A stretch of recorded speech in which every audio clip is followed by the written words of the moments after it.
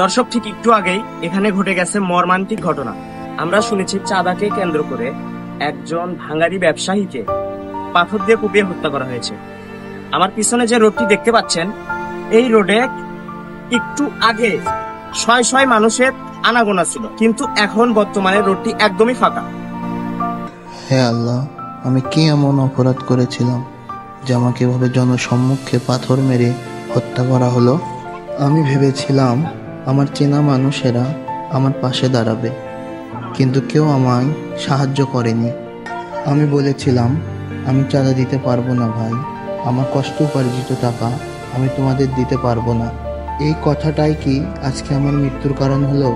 মরে গেছি ঠিকই, কিন্তু ভয়ঙ্কর ব্যাপার হলো আমি মরার আগে বুঝে গেছি এই সমাজ মারা গেছে আমার আগেই। তারা আসলে কিছু জানতে পারলেন কি এই ঘটনার পিছনে আসলে কারা দায়ী? এখনো জানা জানি তো, তদন্ত চলতেছে। আমরা শুনতেছি কিছু দল এই সাথে জড়িত। আমি এই বিষয়ে এখন কোনো কথা বলতে পারছি না। তাহলে কিভাবে সম্ভব একটা মানুষকে পাথর দিয়ে থেতলে থেতলে হত্যা করা? 100 জন দেখলো, একজনও বিন্দু মাত্র শব্দ করলো না। তাহলে কি আদৌ আমরা স্বাধীন? আমরা কি এই দেশের নিরাপদ? না ভাই, আমরা স্বাধীন না, আমরা পরাধীন। ভয়, নীরবতা এবং অন্যায়ের কাছে।